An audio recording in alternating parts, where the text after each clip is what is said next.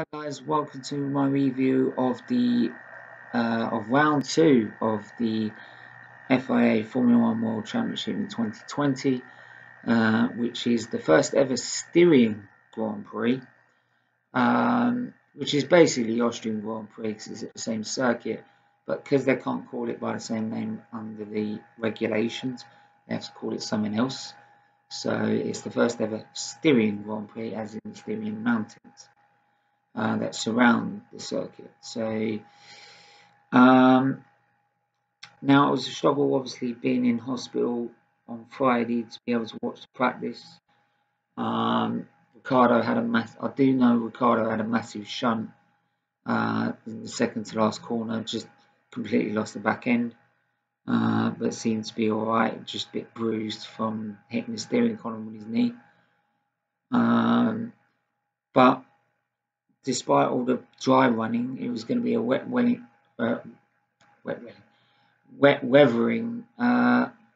on Saturday for qualifying, to the point that qualifying was delayed, which didn't help because I could have listened to that during my procedure, which was at the same time.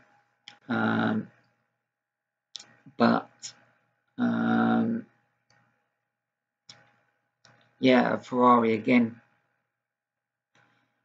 showing how poor they are, even with, and again it was another shocking weekend for them, and qualifying again showed that they didn't get to see if the upgrades worked that they've had to rush through for this week, because the upgrades were going to be there for the third round, but they've tried to rush some of them through for this week, but they needed track testing because they didn't get much wind tunnel testing. And wet weather qualifying means you can get a surprise result, but there was no surprises with pole, to be honest. I think the surprise was of how big the gap was to Verstappen. But then again, I don't really see that as much as a surprise from a 6-time world champion. Right? At the moment, I don't care what anyone says. I don't care what any Dutch fan says. I don't care what any other fan says. Lewis Hamilton is, at the minute, the best driver on that grid. And until someone knocks him off his perch this season, right, and wins the title this season or the next, right, you can then start questioning it. But even then, right, you still have to count the fact of how many times he's been in the wet weather and been able to produce a performance like that. 1.2 seconds clear of his nearest rival. Right, his teammate was in fourth. Right, Verstappen was going to improve, but lost it in the last in the last corner, or on entry to the last corner. So 1.2 seconds. That's something Senna would do. That's something Senna did in Monaco, right? When the great Alain Prost, who was a 4-time world champion, was in the same machinery. So Lando had another strong performance. So did George Russell. George Russell managed to get to Q2, nearly got into Q3. He was only a few hundreds off. And actually, if the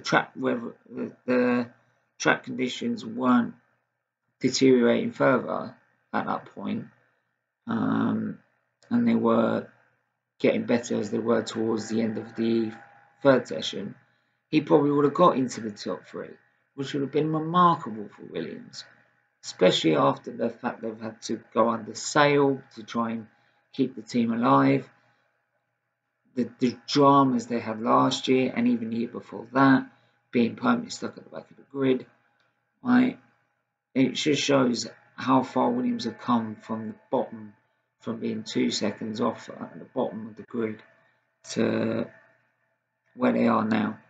And also it shows why George Russell won the F2 championship and how good is he as a driver. I always knew he had the talent, but the problem is with the car's so poor he can't express that talent. So in terms of the future of British motorsport, you got Lando, Albon. Yes, he's under a Thai flag, but grew up in Clapham, which is actually where my mum was born. So London is we sort of adopted him in a way. And you've got George Russell as well. So the British motorsport looks very good in the future. But yeah, race day, and it was just a confident display by Hamilton, wasn't it? It was once good start, got into turn one, and actually Verstappen had to try and fend off others behind him all the way up into turn three until Leclerc, just showing how naive and that he's still a bit young. I think if he was older like Hamilton, he wouldn't have gone for that move, especially on his teammate. But he'll learn. What I love about Leclerc, compared, because people are putting in on comparison to Verstappen, he should do, is that Leclerc will learn from that mistake. He will look at that mistake and blame himself in areas until there's areas where the other person is to blame. Right? But he will always look at himself first, like Sebastian Vettel does. And most other drivers do on a grid first. Whereas Verstappen, usually you get on the radio, he hit me, he hit me, he hit me. Right?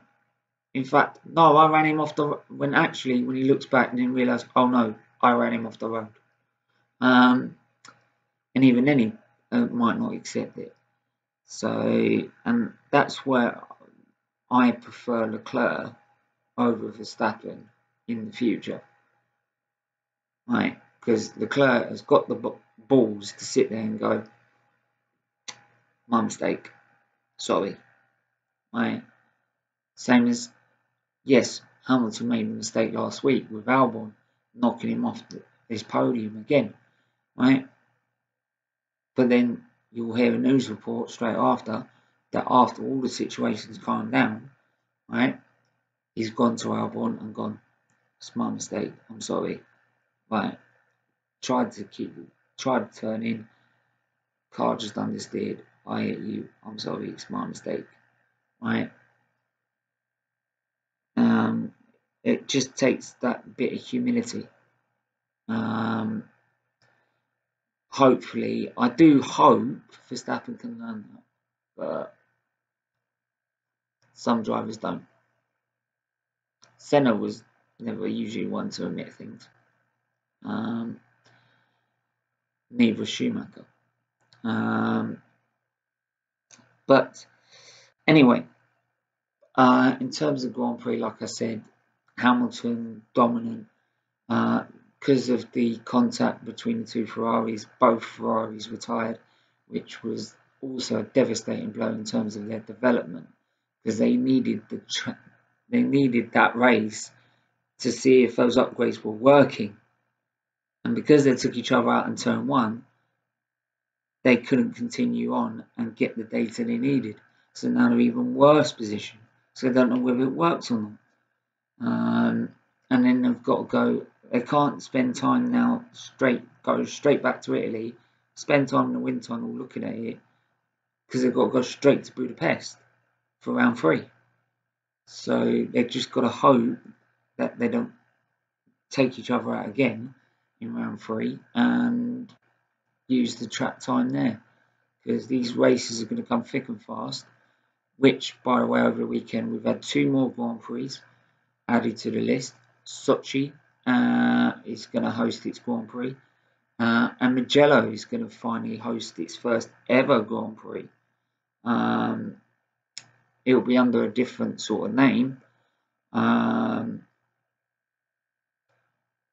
unlike Mugello in Italy, I thought they would go for Imola in Italy.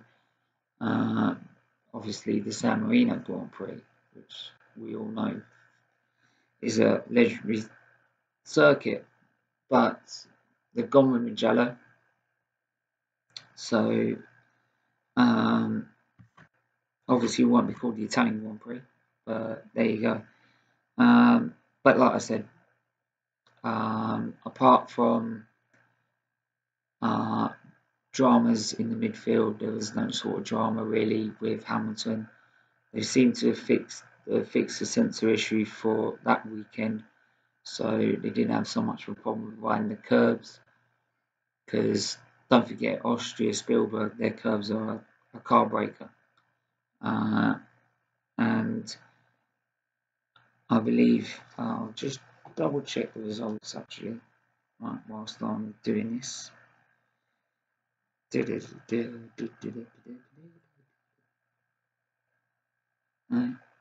Silly me, I should have done this before. Oh well. I'll learn. I'm learning. Yeah. So, yeah. Also, they said this weekend that Alonso will be back in the car in 2021, but under Renault. That's his, I think, third spell with Renault now, isn't it? How many more chances does he want with him? I'm surprised why they've gone with him, and they didn't go with someone from their own academy. But there you go. So yeah, so like I said, let's find the actual racing results past Austria round 2. So yeah, so in the end, actually, Bottas managed to get past Verstappen with a good race strategy, which meant, and the fact that Mercedes is so much faster. I do expect actually Red Bull to be alongside them by Hungary, because they've always been very strong at Hungarian Grand Prix. It's really suited their car. But like we saw last year, Hamilton, he's so good now with these tyres. Right? He's the best driver on the grid in looking after tyres now, I feel. Right? Him and Perez are really strongly looking after their tyres. I remember when Perez did one stop in the first ever race with Pirelli tyres, where some people were doing 3 or 4. So, but yeah, Hamilton's got this fuels and tyre saving to a T whilst keeping the pace up, and that's really sort of also been the difference as well. So, which has meant why he's, like say in Barcelona, in Belgium started third, and then had to get past his teammate so he can catch Leclerc, or get past Vettel, and then try and get past Leclerc. Though on a single lap, the Ferraris are faster. But yeah, like I said, Hamilton first, Bottas second, Verstappen third, and Albon coming up behind in fourth. And Lando Norris overtook 2 cars on the last lap, right? Literally, and then the third was Perez, I believe, on the last corner because of front wing damage, to get 5th spot. So he went from 8th to 5th in one on the final lap, right? With great sort of driving that was very mature, right? He let Ricciardo and Stroll fight out, and then took advantage down into turn 4, so he could get past them and get past Perez with 1 corner remaining. And Perez managed to clip 6th with a photo finish alongside Stroll and Ricciardo. Unlike his teammate Norris, Sainz finished 9th, and the top 10 was completed by Kvyat in the AlphaTauri. So, yeah. So at the front, no really changes dramatically. Everyone pretty much finished where we thought. And again, another shocking day for Ferrari, and it doesn't look good for them. And I think. Oh, and I will also mention the fact that Sainz did have enough opportunity to get a pit stop and do the fastest lap because he had that much for gaps. So he gets the extra point for fastest lap. Though Hamilton tried his best to try and get it because it would have helped. So in terms of the standings, if we go to standings, in the drivers, Valtteri Bottas has 43. Hamilton 6 behind on 37. Lando Norris is 3rd. Lando Norris in the McLaren is 3rd in the standings at 26. Leclerc, despite how shocking Ferrari have been at the start of the season, is 4th. With Sergio Perez 5th, and then comes Max Verstappen in 6th, with Carlos Sainz 7th, Albon 8th, Pierre Gasly 9th, and Lance Stroll 10th. So, in terms of driver of the day, it was going to be Hamilton for me.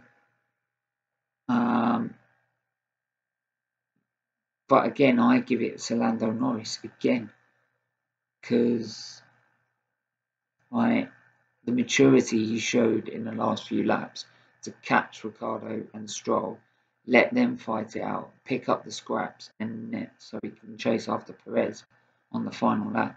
Now, a lot of youngsters would have just gone straight barreling in and joining in to the fight. And he has shown all weekend, as well as last weekend, that he's very mature for his age. So my driver of the day goes to him again. So yeah, that's my review of the Styrian Grand Prix. Let me know in the comments below whether you agree with driver of the day or not. Who's your standout performance? Leave it in the comments below. Smash a like on this video. If you haven't subscribed already, hit that subscribe button. Yeah, and I'll be back with a preview to the Hungarian Grand Prix. So until then, take care. Stay safe, stay well. I'm out of it.